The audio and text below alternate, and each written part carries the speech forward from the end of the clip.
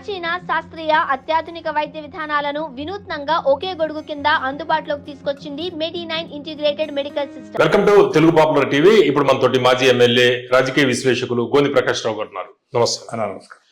గోని ప్రకాష్ రావు గారు, Teenmar మల్లన్నకి show cause notice ఇచ్చి చాలా కాలం అయిపోయింది, ఇంకా పెండింగ్ లో ఉంది. ఏంటి తీన్మార్ మల్లన్న మీద యాక్షన్ తీసుకునే అవకాశం ఉందా? అంత ధైర్యం కాంగ్రెస్ పార్టీ చేస్తుందంటారా? అది 12th వరకేదో ఇచ్చారు నోటీస్ మీద.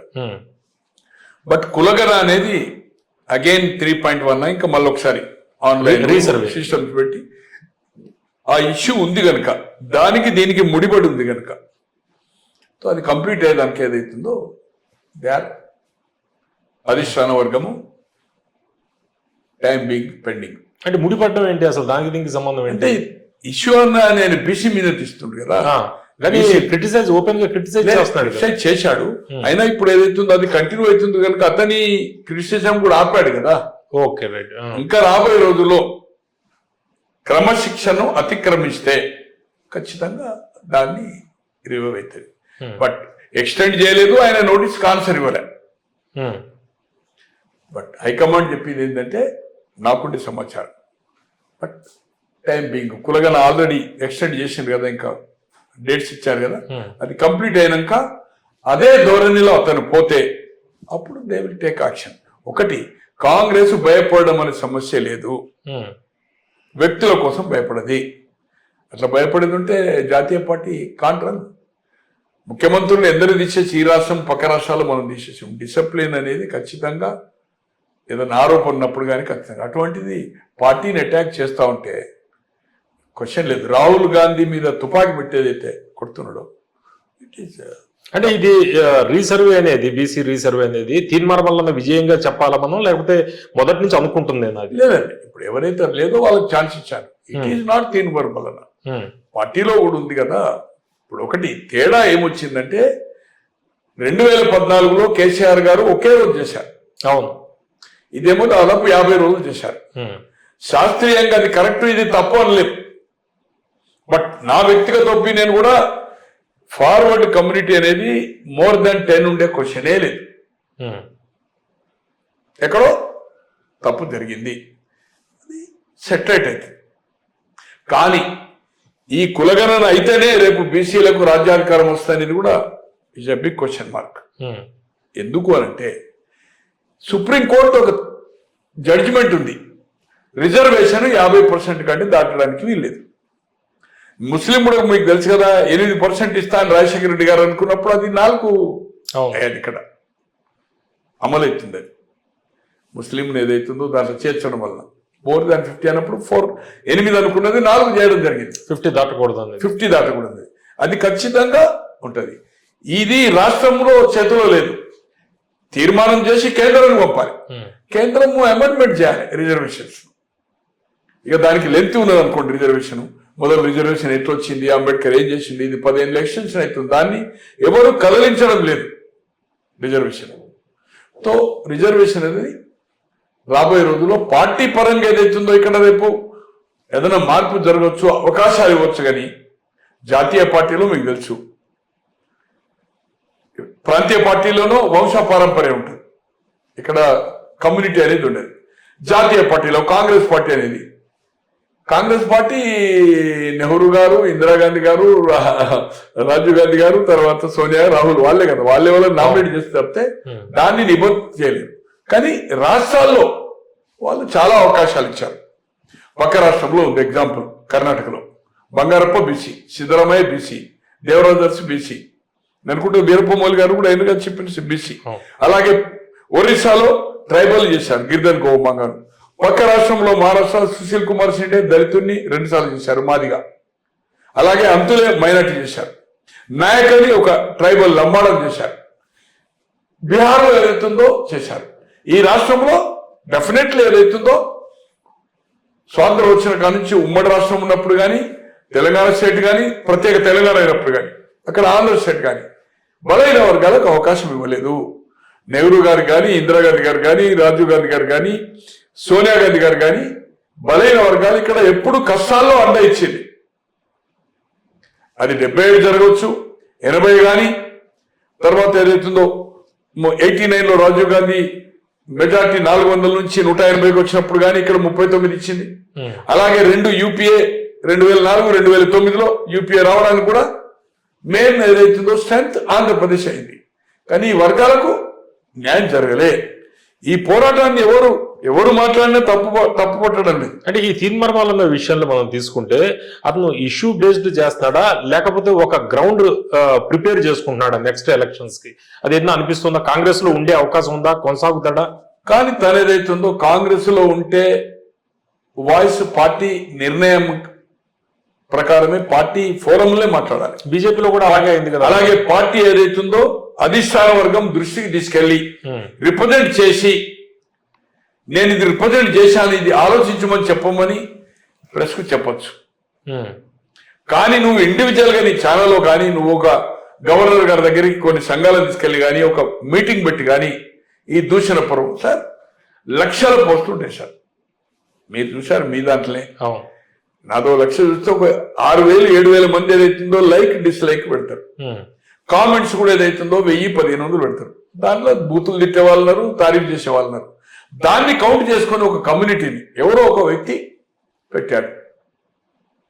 ఆ కులాభిమానమా, సంఘంలో ఎవరన్నా మెంబరా, ఏదైనా ఆయనే ఒక ఆర్గనైజేషన్ స్టార్ట్ చేసినారా రెడ్డి సంఘం, దాన్ని పెట్టుకొని మొత్తం కులం తిట్టడం అనేది అవుతుందో తప్పు. నీ వ్యక్తిగత ఎజెండా దీంట్లో ఖచ్చితంగా తీన్మార్మలకు పార్టీ పెట్టే ఉద్దేశం ఉంది. దాంట్లో ఏమాత్రం అనుమానం లేదు. గతంలో కూడా పార్టీ కట్ చేశాడు, పోటీ చేస్తా అన్నాడు. కాంగ్రెస్ లో వచ్చాడు, కాంగ్రెస్ నుంచి బయటకు పోయాడు, బీజేపీలో లోపలికి పోయాడు, మళ్ళీ బయటకు వచ్చాడు, ఇప్పుడు కాంగ్రెస్ వచ్చాడు. పార్టీ పెట్టే ఆలోచన ఉంటుంది. ఎట్లా ఉంటుంది పార్టీ పెడితే? ఒకవేళ సార్ ఈ రాష్ట్రంలో దేవేందర్ గౌడ్ పార్టీ పెట్టాడు, పార్లమెంట్ అసెంబ్లీ. దాసరి నారాయణరావు గారు పార్టీ పెడతాని బ్యాక్ అయిపోయాడు. హరికృష్ణ ఏ పార్టీ పెట్టాడు. సామాజిక న్యాయం అన్న చిరంజీవి గారు కూడా పార్టీ పెట్టారు. పవన్ కళ్యాణ్ కూడా ఆంధ్రలో పార్టీ పెట్టాడు చూసాం. పక్క రాష్ట్రాల్లో బంగారప్ప పార్టీ పెట్టాడు చూసాం. మళ్ళీ కాంగ్రెస్ వచ్చేయాడు. అట్లే ఏదైతుందో 34 గారు పార్టీ పెట్టారు చూసాం. ప్రణబ్ ముఖర్జీ అంటే అప్పర్ కమ్యూనిటీ అనుకోండి, తివారి గారు. ఎవరు పార్టీ పెట్టినా పార్టీ అనేది అంత ఆషామాషి ఇష్యూ కాదు. కమ్యూనిటీ బేస్ మీద పార్టీ పెట్టడం అనేది అంత ఈజీ కాదు. న్యాయమైన కోరిక ఉండొచ్చు. 50% పైన ఇప్పుడు ఉమ్మడి రాష్ట్రంలో చూసినప్పుడు బీసీ పర్సెంటేజ్ అంత ఉండదు. డివిజన్ అయిన తర్వాత ఏదైతుందో ఇక్కడ బీసీలు అక్కడ కాపులు ఫార్వర్డ్, ఇక్కడ 300 కాపు బీసీ, అక్కడ బల్జా ఫార్వర్డ్, అక్కడ బీసీలు చాలా తక్కువ సంఖ్య, చాలా అంటే చాలా తక్కువ. అంటే యూపీలో బీఎస్పీ పెట్టింది కదా స్టార్టింగ్ లో, సక్సెస్ అయింది. ఎంత కష్టపడ్డాడు అతను, ఎంత కష్టపడి. కానీ అతను స్వార్థం, అతను ముఖ్యమంత్రి కావాలని అనుకోలే కదా, కాశీరామ్ అనుకోలే కదా. తో తేడా ఇక్కడక్కడ. అతనేమో ఒక కింది స్థాయి నుంచి పైకి తీసుకొచ్చాడు. ఇతను జంపింగ్ చేశాడు. తర్వాత మనం పోల్చలేము, ఆ స్థాయి తోటి మనం పోల్చాడు. తర్వాత ఇతని ఐడియాలజీ దాంట్లో స్టార్ట్ చేయలే. ఒక జర్నలిస్ట్ గా వచ్చి ఒక ఛానల్ పెట్టి అన్యాయానికి వ్యతిరేకంగా పొలిటికల్ అంబిషన్ అయి ఒక పార్టీలో చేరి ఆ పార్టీలకి వెళ్ళి బయటకు వచ్చి ఆ పార్టీ మీదనే ఎమ్మెల్యేగా పోటీ చేసి ఎమ్మెల్సీ బీఫామ్ తీసుకొని మళ్ళీ ఇండిపెండెంట్ చేసి బీజేపీలో పోయి వాళ్ళ మద్దతు తీసుకొని ఇప్పుడు మళ్ళీ కాంగ్రెస్ మద్దతు తీసుకొని ఎమ్మెల్సీ అయ్యి నాకు కాంగ్రెస్ రెడ్డి ఓట్లు రాలేదంటున్నాడు. బీఫామ్ తీసుకోకు. నిజంగానే ఉంటాయి. ఈ దేశంలో రాజీనామా చేసి ఉప ఎన్నికలు పోరాటం చేసిన వాళ్ళు నెంబర్ ఆఫ్ ఉన్నారు. తెలంగాణ విషయం ఉంది ఎగ్జాంపుల్. ఉప ఎన్నికలు పోరాటం చేసిండు కదా కేసీఆర్, వాళ్ళ ఎంపీలు ఎమ్మెల్యేలు చేసిండు కదా, ఇష్యూ కాజుడి మీద చేసిండు, గెలిచిండు, కొంత ఓడిపోయారు, వేరే సంగతి. బహుగుణ ఇందిరాగాంధీని వ్యతిరేకించేదైతుందో 80లో బయటకు వచ్చి 9 మంది ఎంపీలు బయటకు తీసి ఆయన రాజీనామా చేశాడు కదా. ఇట్లా కోకాలు ఉన్నాయి దేశంలో. నీవు నిజంగానే ఆ ఇష్యూ మీద నీకు కాన్ఫిడెన్స్ ఉంటే, నేను గెలుస్తాను కాన్ఫిడెన్స్, కమాండ్ రిజైన్ చేయి. నేను రిజైన్ చేస్తే కౌన్సిల్ లెవెల్ పోరాటం చేస్తారు. టీవీలో కౌన్సిల్లో మాట్లాడడం కౌంట్ కాదు. పార్టీ ఫోరంలో ఆర్గ్యుమెంట్ చేయి. పార్టీ ఫోరంలో బీసీ నాయకులు సమీకరించు. పార్టీ ఫోరము ఒక కులగన కాదు, లోకల్ బాడీ కాదు. రాజ్యాధికారంకు దగ్గరగా రావాలంటే మంత్రివర్గంలో కార్పొరేషన్లో రావాలని నువ్వు ఒక కౌన్సిల్ సభ్యునివి వెళ్ళి నువ్వు అధిష్టాన వర్గం ఉంది. దీనికి ఒక జాతీయ పార్టీ దేశానికి స్వాతంత్రం తెచ్చింది, 135 సంవత్సరాల పైన. అక్కడికి వెళ్ళి నీ గోడ ఏదైతుందో ఆయన చెప్పిండు, మీరు చెప్పారు, కానీ ఇక్కడ ప్రాతినిధ్యం లేదు కార్పొరేషన్ లో మంత్రివర్గంలో. ఆ ఆర్గ్యుమెంట్ తెచ్చి విడతల వారికి అంటే స్ట్రెంగ్తన్ బీసీ నాయకత్వాన్ని చేరి ఎట్ ఏ టైం ఏదైతుందో నేను పాపులర్ అయ్యి నేను లేకపోతే పార్టీ పెట్టి నన్ను పార్టీ వెళ్ళగొట్టి నేను ముఖ్యమంత్రి అవుతా అని ఏదైతే కలలు కంటుండో it is cause is good. కానీ గతంలో మనం మాట్లాడుకున్నట్టు తప్పుదో ఉండబోతుంది ఇది. అంటే తాను సీఎం అవడానికి ప్లాన్ చేసుకుంటున్నాడు. డెఫినెట్లీ అయితే నేను అయితే బీసీలు ఎవరైనా అవుతారు. బట్ ఈ మూమెంటం అనేది చేయాలి. ఈ ఓటింగ్ ప్యాటర్న్ మోర్ దాన్ 50% ఉంది. ఇదంతా తన సొంతంగా అంటే కాంగ్రెస్ పార్టీకి సంబంధించి కాదు, సొంత ఎజెండా. సొంత ఎజెండా నిజంగానే సొంత ఎజెండా కాక బీసీ ఎజెండా కూడా. బీసీ ఎజెండాను ఆ వర్గాలకు న్యాయం జరగాలంటే టీవీలో మీటింగ్ లో పెట్టేదైతుందో కాదు. ఎక్కడైతే కుంభస్థలం కొట్టాలో అక్కడ నువ్వు స్టార్ట్ చేయి. అంటే మీరు చెప్తుంది తీన్మార్ మల్లన్నది బీసీ ఎజెండా కాదు, తన సొంత ఎజెండా. డెఫినెట్ గా సొంత ఎజెండా, దానిలో అనుమానమే లేదు. సార్ ఈ దేశంలో రికాల్ ఛాన్స్ ఉందా సార్? రికాల్ ఉందా సార్ ఛాన్స్? ప్రపంచము 200 దేశాలు 192 ఎక్కడ ఎన్ని ఎన్ని ఎన్ని ఎన్ని ఎన్ని ఎన్ని కంట్రీలో ఉంది సార్? 1 2 కంట్రీలో ఉంది రికాల్. రికాల్ పాసిబులా? రైట్, నా ఆస్తి నాది ఇంతే, నాకు ఏదైతుందో నేను ప్రభుత్వానికి అంకితం చేస్తాను ఈ భారతదేశంలో ఎవరు ఉన్నారా సార్? అంటే నీ పర్సనాలిటీని పెంచుకొని ఎక్కడ లేని ఈ రికాలో లేకపోతే ప్రభుత్వానికి నాది అపార్ట్మెంట్, నా భూమి, నా కారప్ప చెప్తున్నా అనేది ఎవరైనా చెప్పారు ఇంతవరకు. అంటే గోవింద్ గారు మీరు ఇప్పుడు చాలా మంది పార్టీలు పెట్టారు, వాళ్ళు ఏ విధంగా ఫెయిల్ అయ్యారు ఇవన్నీ చెప్పారు మీరు కొన్ని ఉదాహరణలు. ఇప్పుడు ఒకవేళ తీన్మార్ మల్లన్న పార్టీ పెడితే మామూలుగా ఎంతమంది క్యాండిడేట్లని అతను పెట్టుకోగలడు ఆ పార్టీ నుంచి? ఇప్పుడున్న బలం ఎంత? ఇప్పుడున్న రాష్ట్ర వ్యాప్తంగా మీరు ఇప్పుడున్న బలం అతనికి ఏదైతుందో అతని వెంబడి వచ్చేవాళ్ళు కానీ ట్రాక్ రికార్డు చూసినప్పుడు కానీ ఈ పార్టీ పెట్టిన వెంబడి ప్రజాప్రతినిధులు, మాజీ మంత్రులు, నెంబర్ ఆఫ్ మంత్రులు చేసిన వాళ్ళే పార్టీలు పెట్టారు, ఫెయిల్ అయిపోయారు.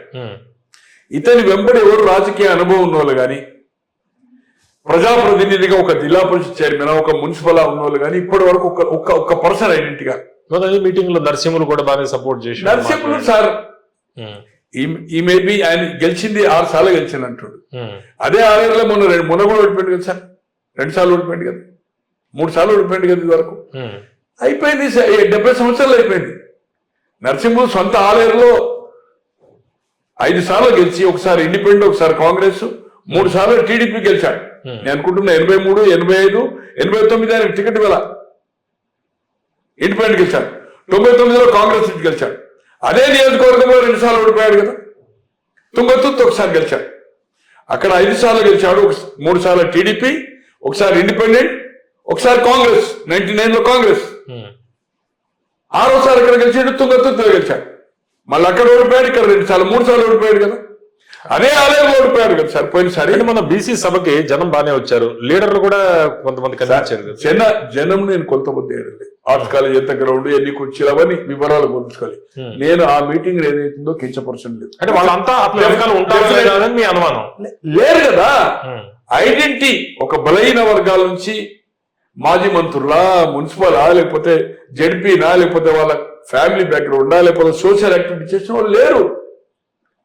ఐడెంటిటీ వ్యక్తి, సెకండ్ వ్యక్తి ఏదైతుందో మీరు అనేది నరసింహులు గారు షెడ్యూల్ కాస్ట్ కదా సార్, బట్ నేననేది ఏంటంటే ఎవరైనా ఈయన మీడియా పెట్టి ప్రొజెక్ట్ అయ్యింది. ఎవరైనా ఒక మాజీ మంత్రి, ఒక మాజీ ఎమ్మెల్యే, ఒక మాజీ జడ్పీ చైర్మన్, లేకపోతే ప్రజెంట్ ఆ బీసీ మూవ్మెంట్ నుంచి పెద్ద రాష్ట్ర స్థాయిలో హల్చల్ చేసేది కృష్ణయ్య బీజేపీకి ఐడెంటిటీ అయింది కదా.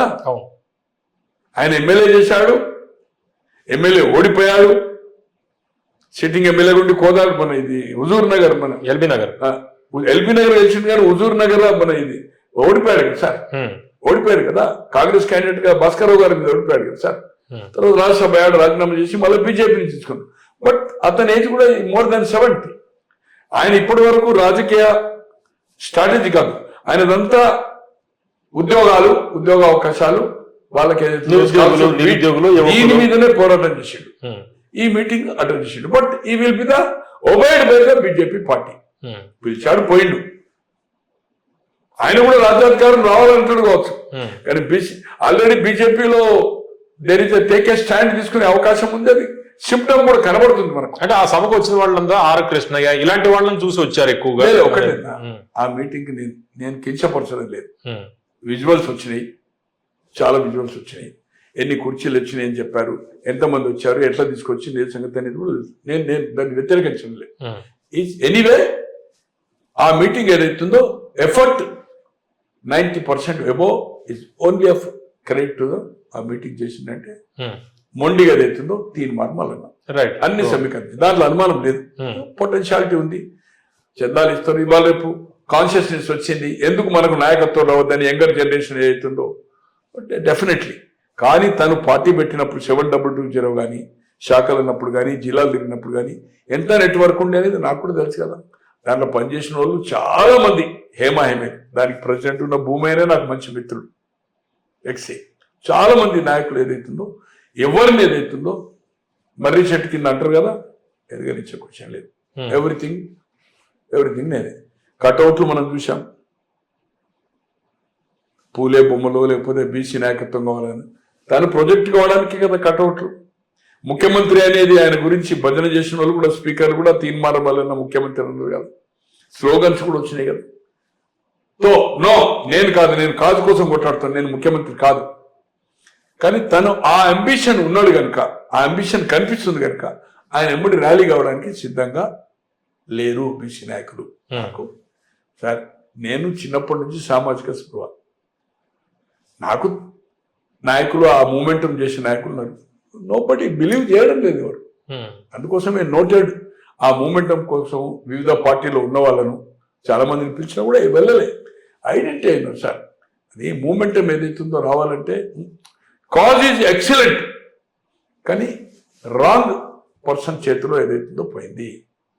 అతని దగ్గర ఏ మొక్క ఎదగదు అనేది ఒకటి. క్వశ్చన్ లేదు. తన దగ్గర పనిచేసిన వాళ్ళు కూడా ఎవరు, బయటికి వెళ్ళిన వాళ్ళు కూడా ఏం చెప్తుండ్రో మనం చూస్తాం కదా. One man show. ఓకే.